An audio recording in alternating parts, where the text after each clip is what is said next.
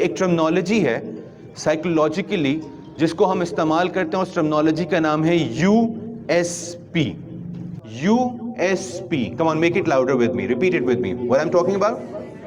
USP. Unique Study Practice. If we are educationists, तो हमारा ये स्टैंड करता है यूनिक स्टडी प्रैक्टिस के नाम से. और अगर हम कोई मल्टीनेशनल कंपनी में एज अ बिजनेसमैन काम करते हैं, एज अ मार्केटियर काम करते हैं, तो this USP stand for unique selling proposition. Again, I'm repeating myself. Unique study practice, and in journal terminology, this USP stand for unique selling proposition. जब कौन-कौन सा भी हमने काम किया? English, Urdu, Math. For class, play group, nursery, prep. Age starting from 2.5-3 साल, 3.5 साल से लेकर 6-6.5 साल तक का बच्चा. इन तमाम चीज़ों के ऊपर काम किया. इंग्लिश की जब हम राइटिंग प्रैक्टिस की बात करते हैं, यहाँ पर हमारी इंग्लिश टीचर होंगी. Sky letter, root letter, grass letter का कॉन्सेप्ट देते हैं, विच इज़ क्वाइट डिफिकल्ट. और ये मेरा पूरा रिसर्च पेपर है. उसके बाद ही मैंने ये प्रपोज किया, सिलेबस के अंदर इंक्लूड किया, एंड अल्हम्दुलिल्लाह it is approved by early childhood development इदारा जो है वहाँ से अप्रूव भी है ये. अच्छा, सिर्फ राइटिंग मटेरियल नहीं, इट्स नॉट लाइक दैट कि सिर्फ राइटिंग भर दी है.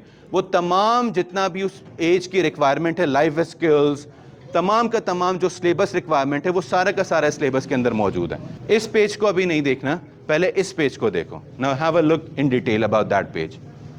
यहाँ पर आपको क्या नजर आ रहा है? एक कश्ती है और पानी की लहरें, ऐसे ही है. स्ट्रोक्स पता है ना, जिसको हम आम तौर पे EPL एक्सरसाइजेज में हैंड आई कोऑर्डिनेशन कह रहे होते हैं. फाइन मोटर स्किल्स या ग्रॉस मोटर स्किल्स कहलाता है ये मॉन्टेसरी लैंग्वेज में, यू नो दैट. ठीक है, हैंड मूवमेंट. हर एक खानदान से पहले आपको पता है बच्चों को लिखाई से ज़्यादा कलरिंग और ट्रेसिंग करना ज़्यादा पसंद है एज कम्पेयर टू लिखने के. They likes to colour, they like to shade it instead of writing. ठीक है, हर एक खानदान से पहले इस तर्ज के 1 या 2 पेजेस का इंट्रोडक्शन है जहां पर बच्चा ड्राइंग करेगा और ट्रेसिंग कर रहा होगा. तो बट द ट्रेसिंग की मूवमेंट क्या होगी, और इसके बाद पूरा का पूरा बे का खानदान. वैसे ही दाल के खानदान से पहले दाल का एक मूवमेंट स्ट्रोक, जीम के खानदान से पहले जीम का एक मूवमेंट स्ट्रोक, और ये तमाम स्ट्रोक्स जो है अप्रूव्ड बाय करिकुलम डिपार्टमेंट अल्हम्दुलिल्लाह. ये हमारे अपने बेसिक स्ट्रोक्स कॉपीराइटेड है. ठीक है, ये उर्दू का एक दिखा दिया. मैथ्स में भी इसी तर्ज के ऊपर है सारा का सारा काम. Let me show you that resource material जिसका मैं आपको एग्जांपल दे रहा था, जो मैंने कहा कस्टमाइज्ड असेसमेंट पेपर हम बना के दे रहे हैं, हमारी टीम, स्कूल टू स्कूल. इस तर्ज का पेपर, और ये इस तरह का पेपर कोई सॉफ्टवेयर डिजाइन नहीं कर पाएगा. ठीक है, पहला पेज AS इंटरनेशनल पब्लिकेशन, इसकी जगह पर स्कूल का नाम आ जाएगा. सालाना पहला term assessment, first term assessment, मजमून उर्दू, क्लास दूसरा कदम मतलब नर्सरी क्लास. ठीक है, first page, second page, third page Urdu का. ठीक है, पहले टर्म का पेपर है तो 3 पेजेस पे एक छोटा सा overlook. Step 2 English first term assessment paper, first page, second page, third page, fourth page, and then fifth page. Activity based assessment paper school to school हमारी टीम बना के दे रही है. दूसरी चीज लेसन प्लान. ये इंग्लिश की हमारी किताब है इंस्पायर में इंग्लिश, स्टेप 2 उसका टाइटल और उसका लेसन प्लान. किताब के पेजेस इटसेल्फ 80, 90 या 100 के करीब होंगे, और ये लेसन प्लान कोई 39-40 पेजेस का लेसन प्लान है. ये जिस लेसन प्लान की बुक 80 पेजेस की, उसका लेसन प्लान 40 पेजेस का है. And this lesson plan specially design for teachers के पढ़ाने कैसा है. और पेज वाइज सिलेबस ब्रेकडाउन, ये इंट्रोडक्शन है इसका, नीचे इसका सिलेबस ब्रेकडाउन आ गया. फिर इस पूरी बुक का student chapter wise student learning objective SLOs आप देख रहे होंगे. वीक की डिस्ट्रीब्यूशन है ऊपर, week 7 to 9 focus on reading and writing. और उसके बाद फिर पेज वाइज, पेज नंबर 52-53 पे क्या एक्टिविटीज़ हैं, पेज नंबर 54-55 पे क्या एक्टिविटीज़ हैं, उसका इंट्रोडक्शन कैसे देंगे, देन पेज नंबर 56-60. इस तरह ये देखें, कुल मिलाकर अच्छे खासे पेजेस हैं इस लेसन प्लान के अंदर. And this lesson plan is specially design for the teachers. Book के साथ साथ ये सपोर्ट में बनाकर हम दे रहे हैं. इसके साथ तीसरी चीज़ जो कि मैंने आपको बताई, winter vacation homework for nursery class. इसके अंदर सिर्फ 3 सब्जेक्ट्स नहीं, वो तमाम के तमाम जो लाइफ स्किल्स हैं उनको भी इंक्लूड किया था. फिर spending time with the parents, दुआएं याद करने के लिए, story time, art and craft and drawing patterns. इसके अलावा फिर राइटिंग, रीडिंग और फिर लिसनिंग, तमाम तीनों सब्जेक्ट से रिलेटेड इस तरह का विंटर टास्क प्रोवाइड किया. लेटर ए की लेट सपोज प्रैक्टिस है, तो उनको हमने 4-5 हिस्सों में डिस्ट्रीब्यूट किया है। Pre writing exercises of letter A, formation of letter A, then sound of letter A, then vocabulary of letter A, placement in between lines, middle line होगा या फिर बॉडी लेटर होगा या हेड लेटर होना है या टेल लेटर होना है, और लास्ट में इसकी फिर एक इंटरेस्टिंग पोएम बच्चों को याद करवाने के। एंड लार्जेस्ट मॉन्टेसरी का इदारा है जिसमें कोई 12-14 हज़ार बच्चे हैं, उसमें ये पूरी की पूरी सीरीज लगी है। A lot of schools in Pakistan, in 5 महीने में हमने उनको अप्रोच किया और बहुत अच्छा रिस्पॉन्स मिला। So what I recommend you, samples मौजूद हैं, जाते वक्त इसका ज़रूर आप एक थोड़ा सा ओवरव्यू ज़रूर कीजिएगा। Take a time, take a deep breath and have a look in detail. इसको ज़रूर देखिएगा ना, आई एम 100% श्योर कि ये चीज़ें आपको ज़रूर पसंद आएंगी, क्योंकि मेहनत और इसके साथ इस तरह का रिसोर्स मटेरियल पूरा का पूरा आपको स्कूल टू स्कूल प्रोवाइड किया जा रहा है। एक नाम लेना चाहूँगा आपके सामने सबसे पहले, neuro linguistic practice, NLP। Pakistan के अंदर कोई 7 या 8 प्रैक्टिशनर हैं ओवरऑल एजुकेशन डिपार्टमेंट के अंदर जो कि न्यूरो लिंग्विस्टिक को प्रैक्टिस कर रहे हैं पाकिस्तान के अंदर। न्यूरो लिंग्विस्टिक प्रैक्टिस, न्यूरो का मतलब माइंड, लिंग्विस्टिक्स लैंग्वेज प्रैक्टिस, ठीक है। So neuro linguistics practice means language of brain, the brain's language, the mind's language. ये है क्या? जहन की जबान। Neuro linguistic was my first research paper. एक तो वो जबान है जिस जबान में मैं और आप गुफ्तगू कर रहे हैं, यस। एक होती है जहन की जबान जो कि बहुत खूबसूरत है, और उसमें मैं आपको छोटा सा एक इंट्रोडक्शन देना चाहता हूं कि ये न्यूरो लिंग्विस्टिक काम कैसे करती है। तो जाने अनजाने में हम जितने लोग इस हॉल में बैठे हुए सब के सब इस चीज़ का इस्तेमाल कर रहे हैं, बट इस चीज़ का इस्तेमाल आम जिंदगी में तो कर रहे हैं, स्टूडेंट्स के साथ नहीं कर रहे हैं। उस स्टूडेंट को वही कहता है, बेटा मैंने लिखवाया, याद कर लो। Consistency, wait for the right movement and look into their mind. उनके जहन के अंदर झांको, उनकी पसंद नापसंद को समझो, उसके ऊपर एक्शन करो, कंसिस्टेंट मतलब मुतवातिर तरीके से, मुतवसत तरीके से, and then wait for the right time कि एक मूवमेंट जरूर आएगा कि जब वो आपकी चीज़ों के अंदर इंटरेस्ट लेना शुरू कर देगा। आजकल मॉडर्न डे के हिसाब से तो हम ये कंसिडर करते हैं कि 17-18 साल तक का भी बच्चा, अच्छा अगेन मेरी जो थ्योरी मैंने थोड़ी देर पहले आपको बताई यूएसपी की, अगर तो किसी चीज़ में इंटरेस्ट डेवलप हो गया है ना, तो इसका कोई एज ब्रैकेट नहीं है। वो 3 साल का भी बच्चा आपको खुद बोल रहा होगा कि अब्बा मुझे मोबाइल दो, मुझे उस वो वाला पोएम देखना है, अगर तो इंटरेस्ट डेवलप है। और अगर इंटरेस्ट डेवलप ही नहीं है तो वो 17 साल के बच्चे को भी बैठा के तुम राइटिंग करवा रहे होगे ना, वो भी कह देगा अम्मी मेरे हाथ में दर्द हो रहा है। सो इट इज़, वो पुरानी थ्योरी थी कि एज ब्रैकेट के साथ हम एक्स और वाई फैक्टर को डील कर रहे होते थे, बट अब as of now I am speaking to you, ये थ्योरी थोड़ी ऑब्सोलीट हो गई है, और आजकल के ज़माने में एक नई फिलोसफी, ये नया पैडागॉजिकल थ्योरी आया जिसको हम यूनिकनेस कहते हैं, ठीक है, और वो मैं आज समझा रहा हूँ। तो question is, the point is कि अपने स्टूडेंट को कन्विंस करो, KYC which stand for know your child। Albert Einstein के पास आप जैसा मुझ जैसा एक टीचर गया। एल्बर्ट आइंस्टाइन का नाम सुना है?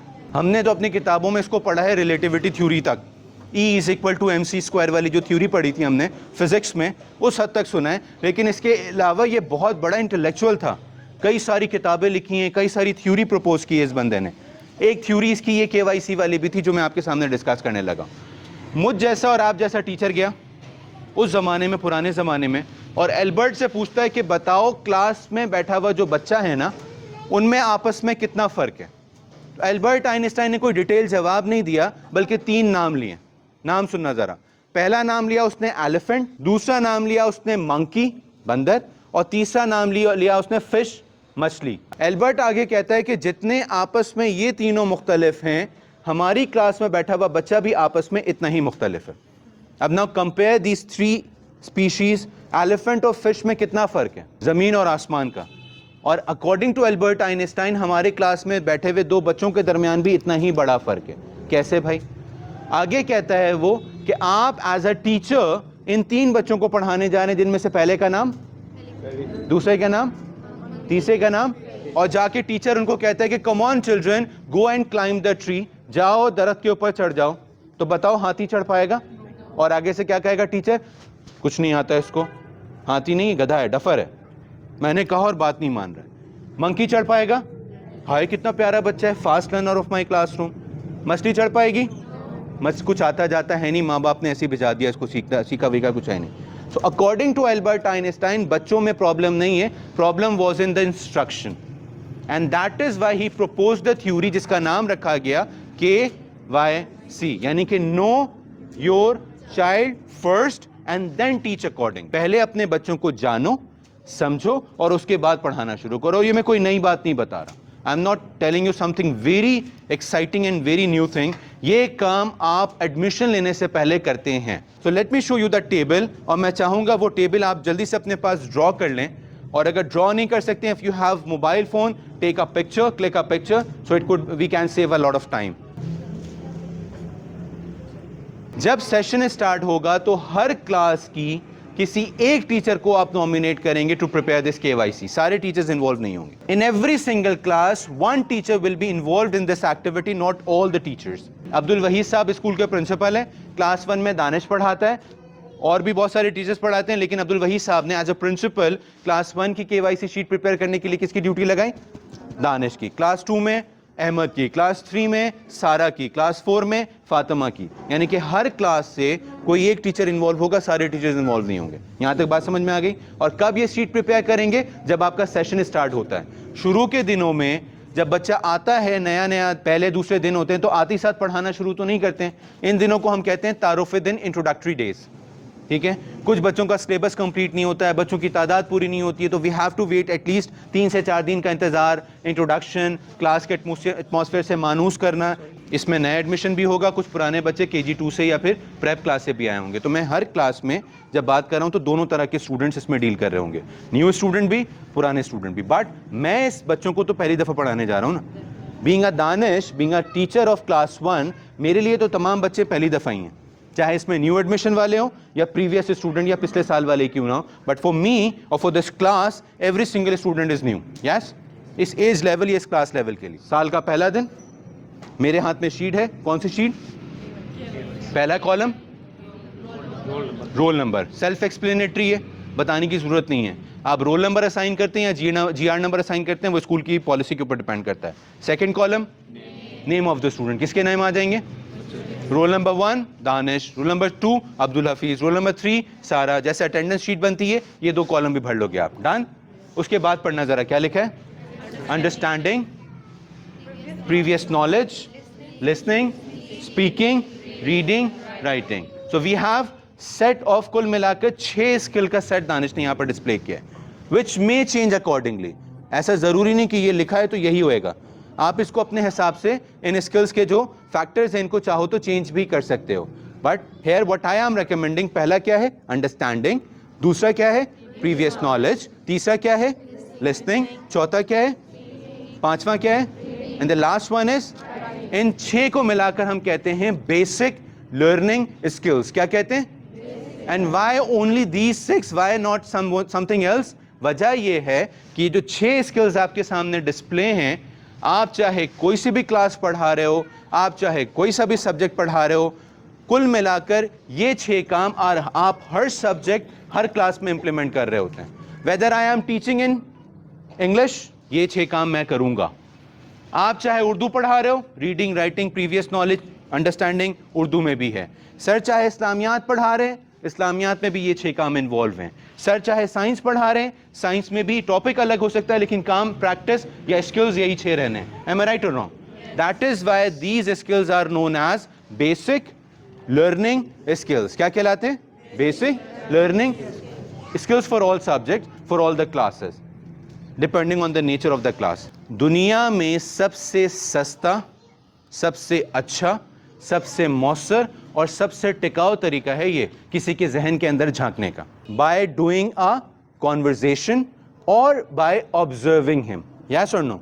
इसके अलावा कोई तरीके बहुत सारे हैं, लेकिन अभी हम इनिशियल स्टेज पे हैं। So for the initial stage to look into someone's mind, इस 3 से अच्छा और मौसर तरीका कोई नहीं है, जिसको हम टर्मिनोलॉजी में इसको हम कहते हैं COQ।